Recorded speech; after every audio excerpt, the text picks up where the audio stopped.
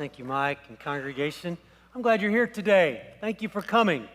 I want you to know I appreciate that, not just because it sure beats the idea of preaching to an empty room, but I know that we live in a world where there's plenty of options, plenty of choices on what you do with your time.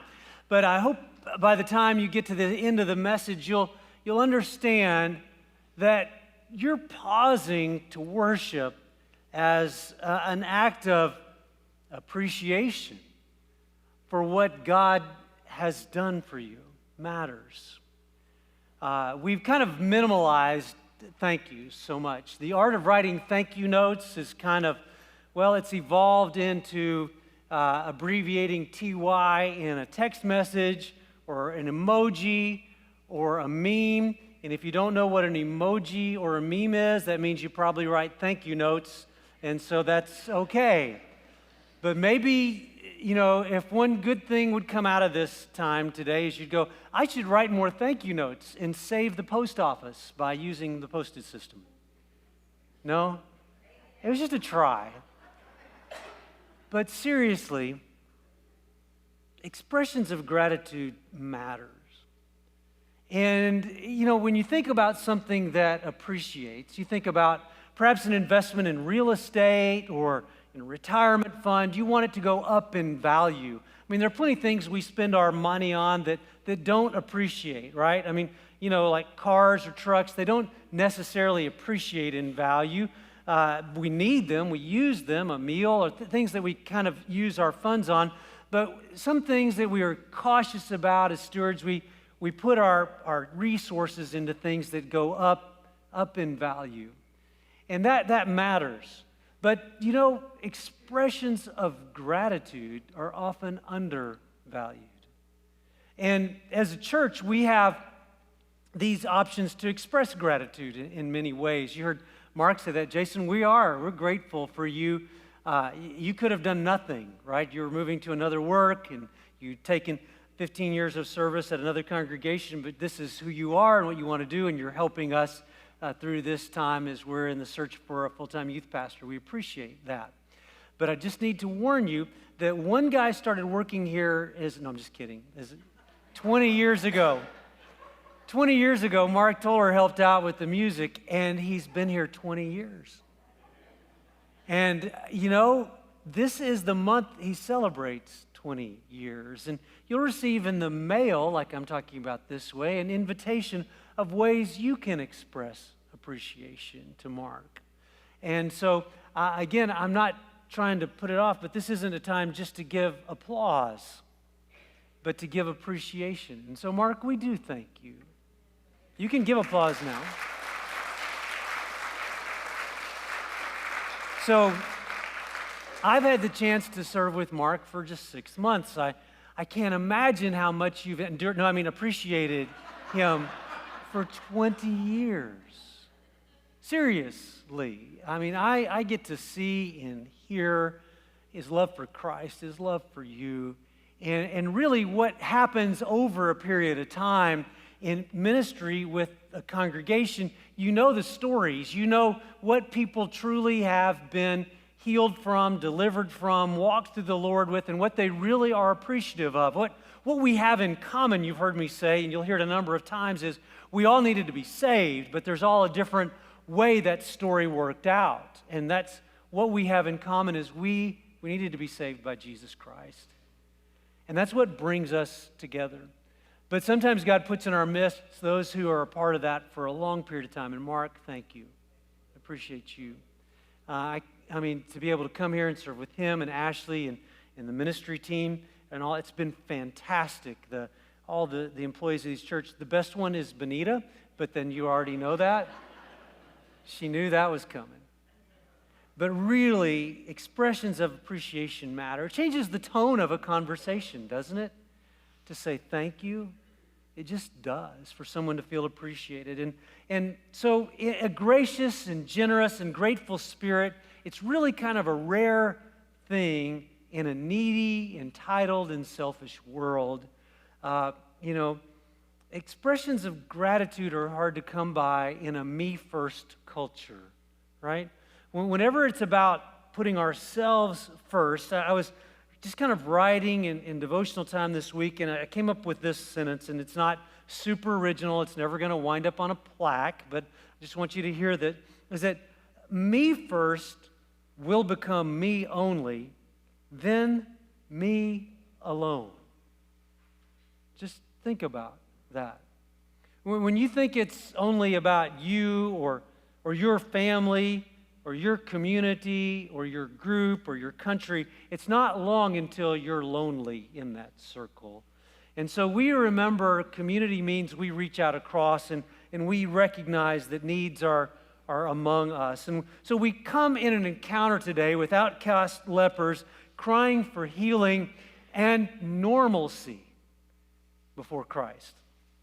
And I know for some of you, it's such a familiar story. You remember, like, your Sunday school teacher as a child using the flannel graph and putting this up there. I mean, some of you know this so well. Some of you, this is a fresh story. But let me tell you what's really going on here. In effect, those who were contagious and cut off from the rest so others could be well were the lepers. I mean, nowadays, there's less than 200 leprosy diagnoses in the United States every year. They're all curable. It's not like one pill and done, but they're all able to be delivered and healed. But back in the time of Christ, it was definitely a concern, like the pandemic we went through this last year. And really, if only a few thousand people had ever been sick, we probably would not have spent much time worried about it, but just said, those poor people, they should have been more careful. I'm just saying, that's how we are. But since it affected millions, took the lives of 500,000 in our country and millions around the world, we're a little more sympathetic and sensitive and aware that it's a need that really kind of affects us all. And so, though we would not necessarily identify with the lepers specifically, we can identify with them in their need for normalcy, right? To be a part of maybe what they knew before this time, that they were only known as lepers. So their return to Christ, what he grants is appropriate, and what you want from Christ may be appropriate, but what we return to him sanctifies the healing he's done. And gratitude is really at its most basic an act of humility. A recognition that what was done was something you could not have done yourself or would not have. So as we get to this text, I want to ask you a question before I pray and we read it. If you had one thing to ask Jesus to fix about you, what would it be? Let's pray. Father, at the forefront of our mind is probably a really long list. I mean, Lord, unless we're just totally oblivious to our own humanity, each one of us knows our faults, our failures, our errors, our mistakes. God, I know we would love to pray, Lord, heal us. Have mercy on us. And God, you do. And so today as we look at this, help us to express gratitude for the wholeness you give in you alone, Christ Jesus. And we all said, amen. Now, it says Jesus, Luke 17, 11 through 19, Jesus was on his way to Jerusalem, and he traveled along the border between Samaria and Galilee. Now, one trip Jesus took went through Samaria. Another route would be more along the coast, but he's going along that borderlands. And we know borderlands are those places that often people that either don't want to be or aren't wanted to be in either one of the places that it's bordered find themselves. And that's where the lepers were. So as he was going into a village, 10 men who had leprosy met him. They stood at a distance and they called out in a loud voice, Jesus, Master, have pity on us. When he saw them, he said, go show yourselves to the priests. And as they went, they were cleansed. Now, you know, the Levitical rules in the Old Testament give an identification of what leprosy is, how that you can bring about try to give a cure for it, and that if someone is healed from leprosy, what they are to do to go to the priest and be declared clean, normal, be able to be part of society again. So again, remember Jesus, everything he's done, he's doing within the law, within the directions that God has given his people. And so what he's telling them to do is the right thing to do. But there's more. One of them, when he saw he was healed, came back praising God in a loud voice. Do you see the change? Lord, have pity. Lord, thank you. He threw himself at Jesus' feet and thanked him, and he was a Samaritan. Now, it's so easy to let's just run down the other 9. But let's think about this one who probably had no expectation, no sense of entitlement. He wasn't a Jew. And yet this rabbi had heard him and healed him. An outcast among maybe even his fellow outcasts. He turns back to Christ and gives thanks. Verse 17, 18, 19, Jesus asked, "Were not all 10 cleansed? Where are the other 9? Has no one returned to give praise to God except this foreigner?" Then he said to him, "Rise and go. Your faith has made you well." Now there's a difference between cleansed and well, between fixed and complete. And that's what he's saying has happened here. And again, Jesus does what Jesus does. He treads on the edge of our comfort zone and says, "Wait a second, Jesus, you mean the people who aren't like us might get it more than I do?" Right? The people that I'm not familiar with, that I don't hang out with all the time, might understand gratitude for the salvation that you give more than I do. The people who aren't in church every week might get this. Am I missing something, Jesus? Am I in the 9 or am I the 1? Right? That's the easy, direct way to go to this, I hope. And it's, and we sometimes get in our cocoons and in the midst of our own needs and understandings of what to appreciate, we can fail to realize that there's a big world that Christ is working in. And just an additional plug for Operation Christmas Child. I've been places on mission and ministry visits and in partnerships with churches in Africa, then have dear friends in Ramallah, in the West Bank, in the churches among the Christians there. They receive and distribute those boxes. And not only is it a direct contact to the children for us, but you need to know what it does for those churches. It really allows them to minister in the lives of those children and those families. It's not about the gratitude coming back to a church in Woodville, Texas. I mean, once we do our part, we're done. This is a kingdom type work. So that those that do the distribution are the ones that have the opportunity to have those connections and those ministries, and for the glory not just to go to them, but to go to Christ. And so Jesus goes to Samaria, he goes to Galilee, he goes to Jerusalem, comes to Woodville, and we give him thanks, right?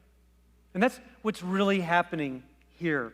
And so as we begin to look at this text, we think about what have we learned to appreciate, over these times. Who knew what we would learn to value differently over this past year? We've learned to value those who are frontline workers, a sentence we never really used before. Those that are in healthcare that we take for granted, though they've studied hours and years to be able to assist in the healthcare field, whether it be from the offices to the operating room, right? For those who have been able to cut our hair, to prepare meals, for all those things for which we've given thanks and appreciation.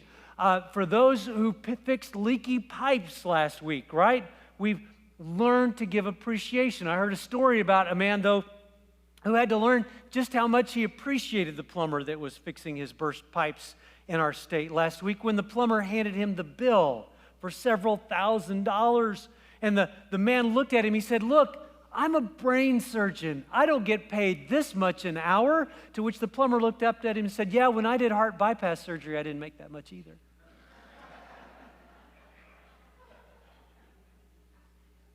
We value what fixes our needs, right?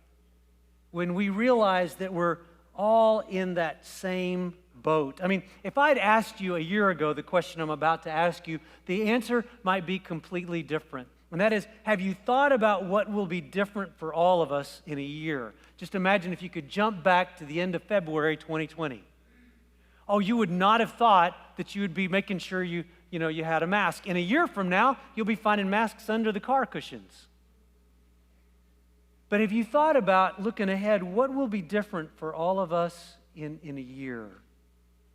You see, there's a new normal coming, and those who study societal change, going through pandemics or wars or economic collapse or crises of any type, can really tell kind of the ups and the downs and the curves that we go through. But where it ultimately ends for most people in that situation is a better sense of appreciation for what they have than they had before. A stronger sense of community, a more optimistic idealist, never mind, just forget that word. A more optimistic attitude than they had before.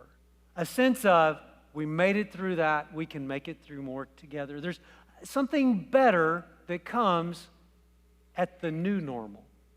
It's not a going back, it's a going up. And that's something we need to remember, because if you look real quickly, the 9, they just wanted to go back to the old normal. They were following the law. Let's go back to the priest, be declared clean, go home, go see their family. But for that one Samaritan, this changed everything, right? A rabbi spoke to him, gave him cleansing, included him, brought him in. There is something about when we recognize the need among us isn't just our need, that it really does change our appreciation for when the need is met, right? I mean, we were fortunate here in our little corner of the state not to do what happened to family and friends of mine and family and friends of yours across the state a week ago, right? I mean, my son's in an apartment for 3 days without electricity, and my wife's going, "Go check on our boy." I mean, we were all impacted, if not directly, but indirect. I didn't go, by the way. I was like, he's 25. He can put on a coat. But seriously, I'm more empathetic than that. But the thing is, we recognize in a crisis, if we're in the right boat, that this need we have is universal. The need for salvation, the need for community, the need for encouragement, and the need for gratitude when we cry out for recovery and God grants that. So when I ask, what does He need to fix in you? And then how do you express your response to Him after that matters. Because when you forget you are in need, it's very dangerous. Because, well, then you lose an appreciation for the needs of others. Then you misunderstand that sentence, "There but for the grace of God, go I." And you think that somehow that's a sentence you can say while standing on your tiptoes. But rather you should say it while bent on your knees, with your face to the ground at the feet of Jesus. All right? So that's what ought be different about us in a year. This sense of realizing we have gone through a need, and we are grateful for deliverance. But even more so, might the world hear those who call themselves followers of Christ grateful for the wholeness He has given us. Not for any other solution, not for any other gain, not for any other victory, but by the victory won by Jesus Christ upon the cross and over death in the tomb and for His reign in our hearts. Right? That's the celebration that we have. That helps us to be grateful because it does change our attitude a bit. Have you ever accepted an invitation to a pity party? My mom used to tell me, she said, look, nobody's coming to your pity party. I remember being a little kid. My mom was so tender-hearted.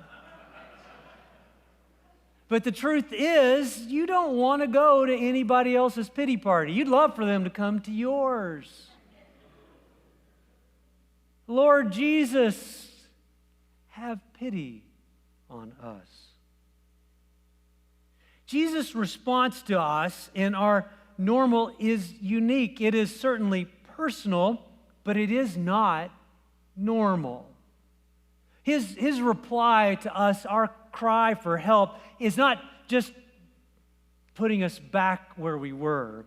Instead, He makes us whole. He teaches us something through that process that makes us different. Now, we're all in here together. It's confessional time. I started dipping snuff in 5th grade. I didn't quit till I was 25. I was a minister serving a church, but it was in Louisiana, so it was okay.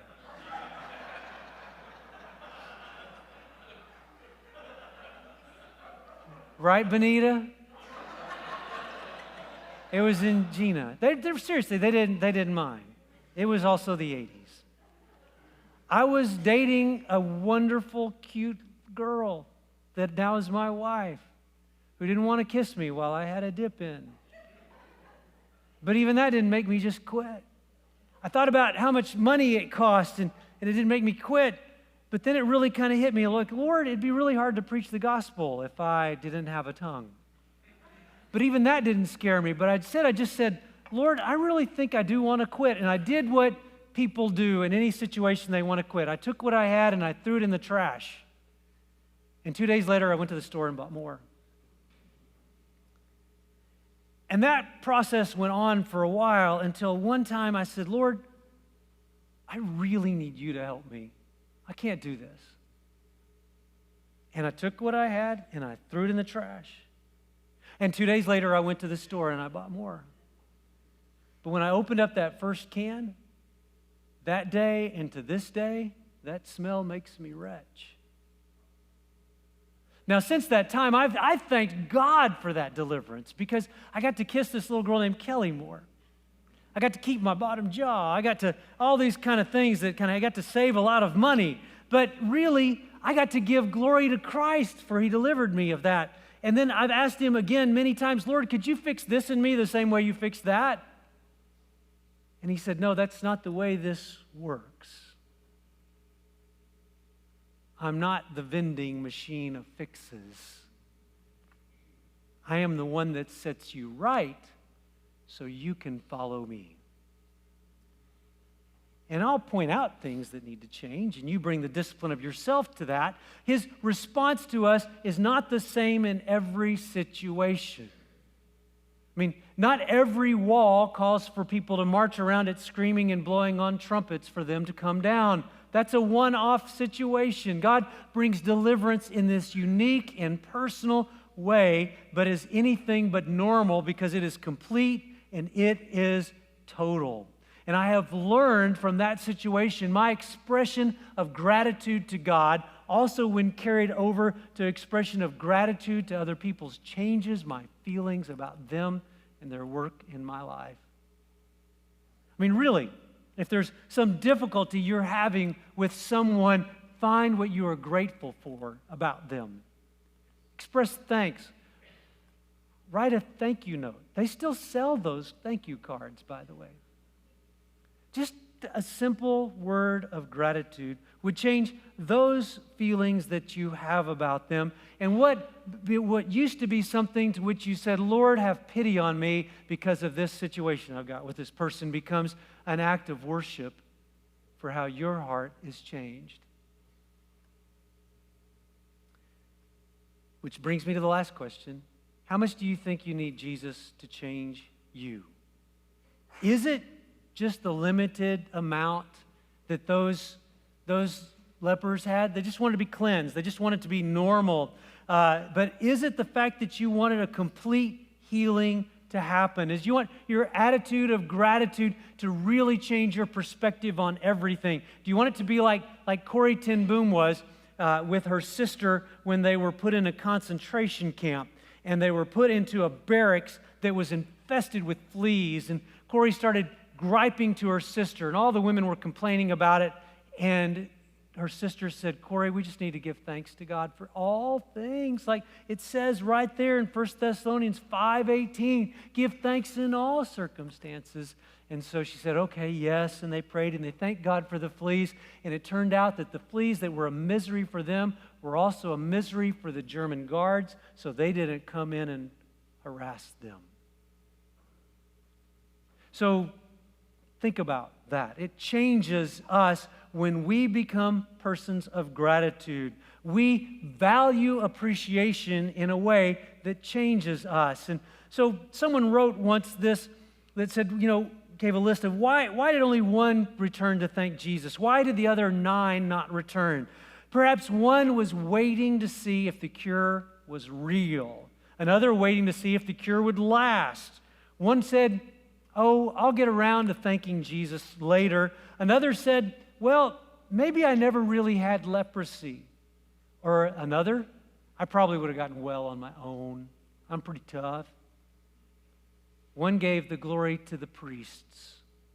Another one said, Jesus didn't really do anything. He just said, go to the priests. Another one said, any rabbi I bumped into probably could have done this. And one said, actually, I was already feeling much better. Denial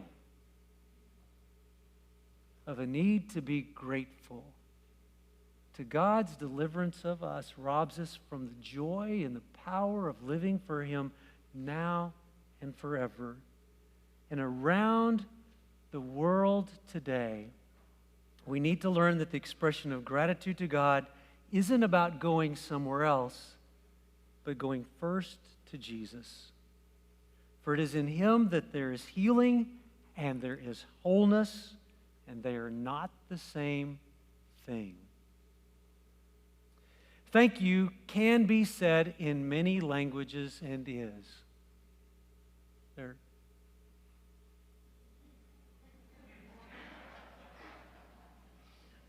There. I learned when traveling to other countries, one of the first phrases I want to learn to say is thank you. Right?